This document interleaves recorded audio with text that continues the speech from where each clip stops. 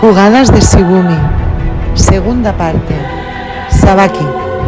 Intento de resolver una situación difícil de un modo rápido y flexible. Gofre. Porte de la Rau.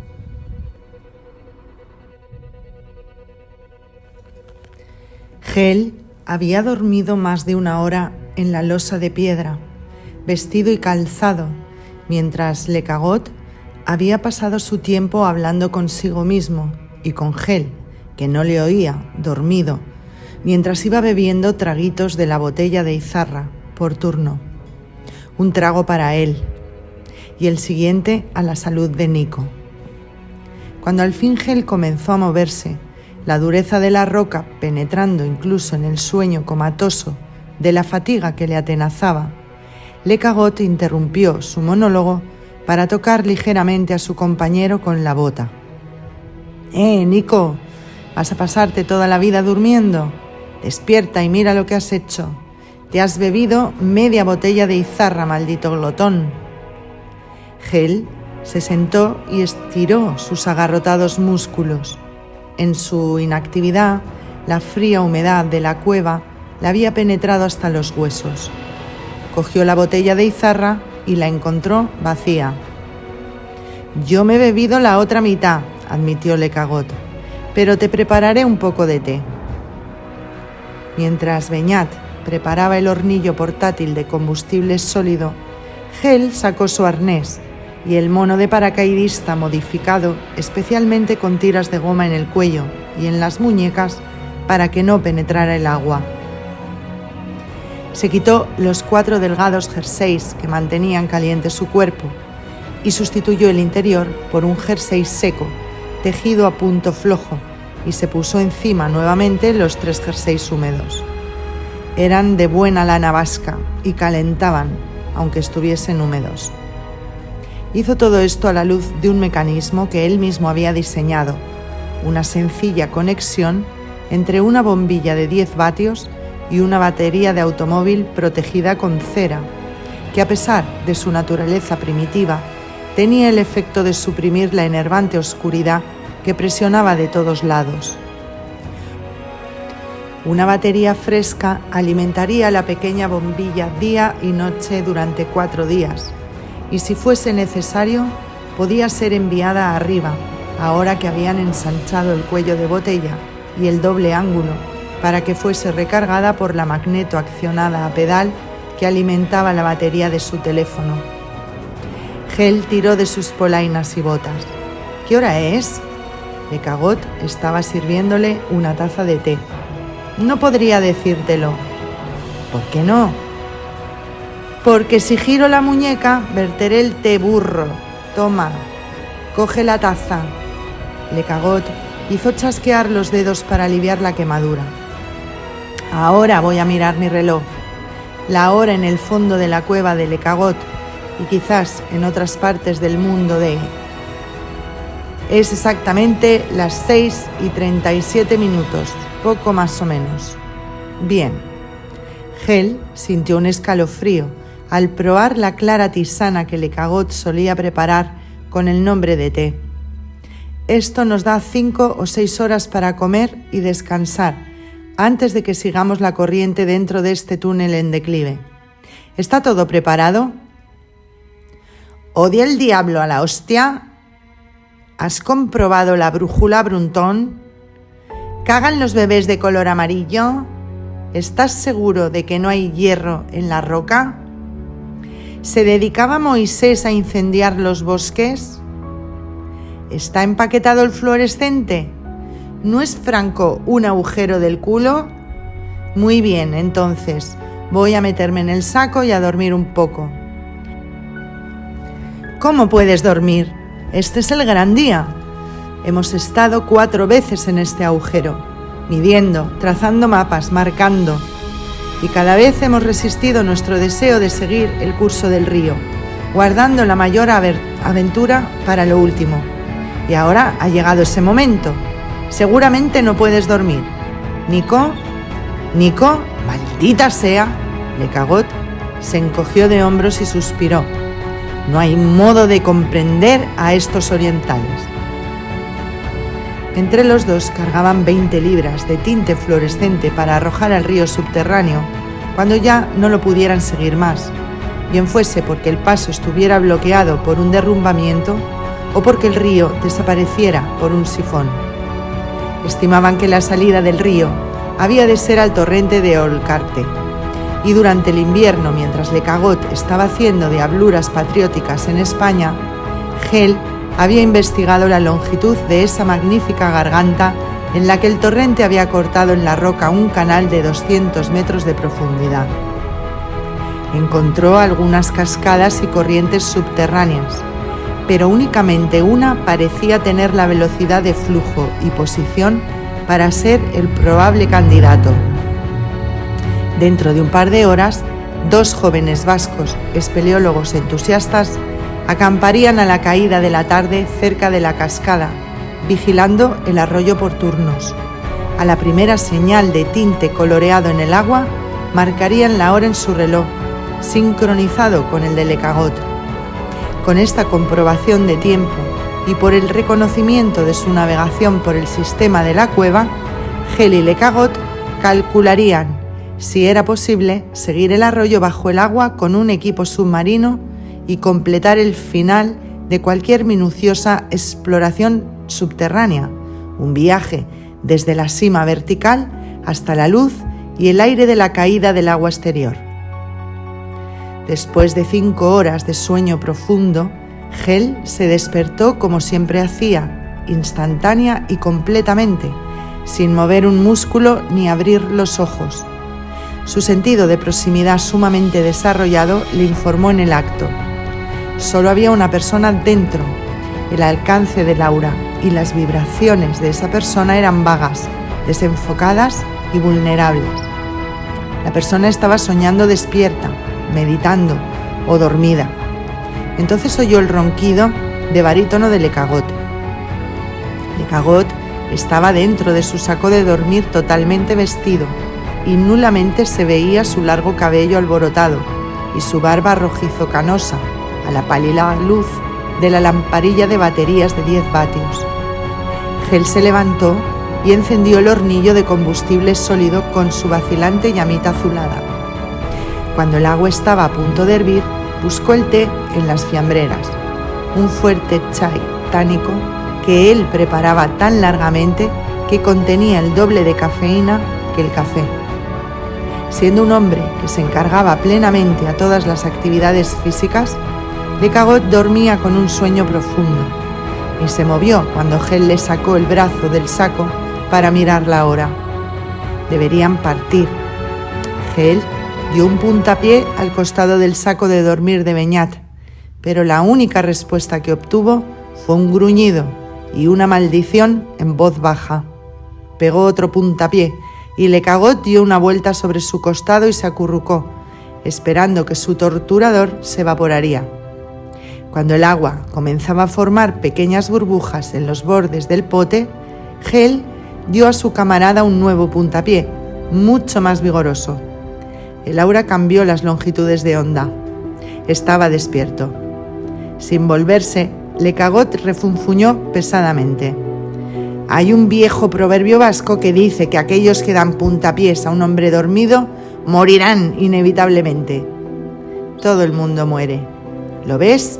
Otra prueba de la verdad de nuestra sabiduría popular. Vamos, levántate. Espera un minuto. Concédeme un momento para ordenar el mundo dentro de mi cabeza, por el amor de Dios.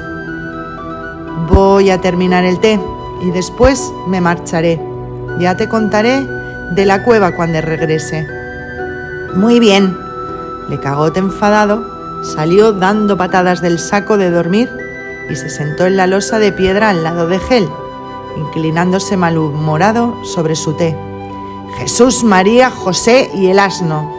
¿Qué clase de té es este? Chai de montaña. Sabe a meao de caballo. Tendré que creerte. Carezco de tu experiencia culinaria al respecto. Gell se bebió el resto del té, sopesó las 2 mochilas y escogió la más ligera. Recogió el rollo de cuerda Edelrid y una gruesa carabina en la que estaban enhebradas una serie de carabinas más pequeñas. Repasó entonces rápidamente el bolsillo lateral de su mochila para asegurarse de que llevaba el surtido normal de pitones para diversos tipos de fisuras. Lo último que hizo antes de ponerse en marcha fue sustituir las pilas de su lamparilla del casco por otras nuevas. Este mecanismo también lo había diseñado él, basándose en el uso de la pila experimental Gerard Simon, un cilindro pequeño y potente, de la cual se podían encajar 8 unidades dentro del casco, entre la parte exterior y el forro. Una de las aficiones de Hale era diseñar y construir equipo de espeleología en su taller. Aunque nunca había considerado patentar o fabricar estos mecanismos, con frecuencia los regalaba a viejos amigos espeleólogos. Hale miró hacia abajo, a Lecagot, inclinado todavía con petulancia sobre su té. «Me encontrarás al final del sistema de la cueva. Me reconocerás fácilmente. Yo seré el que tenga una mirada victoriosa en el rostro». Y comenzó a caminar por el largo pasillo que era el canal del río. «Por las rocosas pelotas de San Pedro, tienes alma de negrero. ¿Lo sabías?», gritó Lecagot a Hale, mientras se colocaba rápidamente el equipo, murmurando para sí: «Seguro que lleva sangre falangista en las venas». Poco después de haber entrado en la galería, Hale se detuvo y esperó que Lecagot se le uniera. Toda esa comedia de gruñidos y protestas formaba parte de la jerarquía establecida en sus relaciones. Hale era el jefe en virtud de su personalidad, su habilidad para encontrar las ruines a seguir garantizadas por su sentido de proximidad y por la destreza física de su flexible cuerpo. La fuerza bovina de Lecagot y su resistencia le convertían en el mejor hombre de refuerzo en las exploraciones subterráneas. Desde el principio de sus exploraciones, habían establecido unas rutinas que permitían que Lecagot mantuviera su dignidad y autorrespeto. Era Lecagot el que contaba sus aventuras cuando emergían de las cavidades. Era Lecagot quien juraba constantemente, quien fanfarroneaba y se lamentaba como un niño maleducado. El poeta que había en Lecagot había creado para él el papel de Miles Gloriosus, el payaso de Falstaff, pero con una única diferencia. Sus bravatas se basaban en una larga lista de acciones valerosas e implacables, en la lucha de guerrillas contra el fascismo que oprimía a su gente en España. Cuando Lecagot alcanzó a Hale, avanzaron juntos por la hendidura en declive, de rápido estrechamiento. Las paredes y suelos pulidos y limpios por la acción del arroyo subterráneo, revelando la formación estructural del sistema de la caverna. La roca superior era caliza, pero el suelo por el que fluía la corriente de agua era de antiguo osquito laminado. A través de las épocas, el agua que se filtraba había penetrado por los poros de la piedra caliza hasta lo más profundo del esquisto impermeable, por cuyo lecho transcurría, buscando la profundidad y su caída final. Lentamente, el agua rezumante, un poco ácida, había disuelto la piedra caliza junto al esquisto, construyéndose un canal, y poco a poco había desgastado los bordes del canal de agua hasta socavar su estructura, causando pequeños escapes que por absorción y fricción sufrían el desgaste gradual de los detritos, actuando estos también como elemento de corrosión transportado por la corriente que colaboraba en la labor de excavación, abriendo mayores escapes y multiplicando su efecto. Y de esta manera, por una progresión geométrica en la que los efectos eran también causas, durante centenares de miles de años se había desarrollado el gran sistema de la caverna. La carga del trabajo quedaba complementada por la tarea silenciosa, incansable y minuciosa de frotamiento y disolución, y solo en ocasiones esta paciente acción quedaba subrayada por el alto drama ecológico de hundimientos mayores, la mayor parte de ellos provocados por terremotos corrientes en el sistema subterráneo de fallas y fisuras que mostraban su expresión de superficie en un panorama de karst y escarpadas prominencias y frecuentes pozos de embudo y gofres que habían dado a la región gran renombre espeleológico. Durante más de una hora avanzaron milímetro a milímetro por el corredor, descendiendo suavemente mientras los costados y el techo del túnel se iban estrechando poco a poco a su alrededor hasta que se encontraron deslizándose por una estrecha repisa a lo largo de la corriente, cuyo lecho era un corte vertical inferior a los 2 metros de anchura, pero de unos 10 metros de profundidad. El techo seguía cerrándose sobre ellos y pronto se encontraron con grandes dificultades, replegados e inclinados y rozando la roca superior con sus mochilas. Lecagot lanzaba juramentos por el dolor que sentían en sus temblorosas rodillas a medida que avanzaban por la estrecha repisa, medio acurrucados, con el consiguiente dolor en los músculos de sus piernas. Mientras el pasadizo continuaba haciéndose más angosto, un mismo pensamiento les asaltó a los dos. ¿No resultaría una estúpida ironía el que después de tantos preparativos en equipo y alimentos para la exploración terminase todo allí? Que esa galería en declive terminara en aquel punto y el río desapareciera en el sifón. La dirección del túnel giraba lentamente hacia la izquierda. De pronto, la estrecha repisa quedó bloqueada por una protuberancia rocosa que sobresalía por encima del caudaloso arroyo. Hel no podía ver el otro lado del obstáculo, ni tampoco vadear el lecho del río. Era demasiado profundo, y aunque no lo hubiese sido, la posibilidad de un sifón vertical más allá, en las tinieblas, bastaba para detenerle. Se contaban historias de espeleólogos que habían caído en el vacío al vadear ríos subterráneos. Se decía que eran engullidos directamente hacia abajo, 100 o 200 metros, a través de una rugiente columna de agua, al fondo de la cual sus cuerpos se agitaban en algún enorme caldero gigante de agua espumosa y roca, hasta que quedaban lo bastante destrozados para ser arrastrados más allá. Y meses después se encontraban fragmentos de su equipo y ropas en los arroyos y los torrentes de los estrechos valles a donde afluían las aguas subterráneas. Naturalmente, se trataba de historias contadas alrededor del fuego de campamento, y en su mayor parte eran mentiras y exageraciones.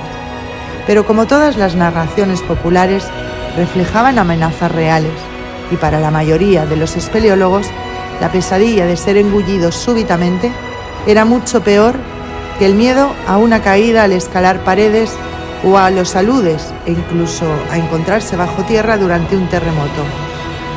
Y no era precisamente el temor de ahogarse lo que hacía terrible esa caída, sino la imagen de ser sacudido y descuartizado en aquel gigantesco caldero bullente.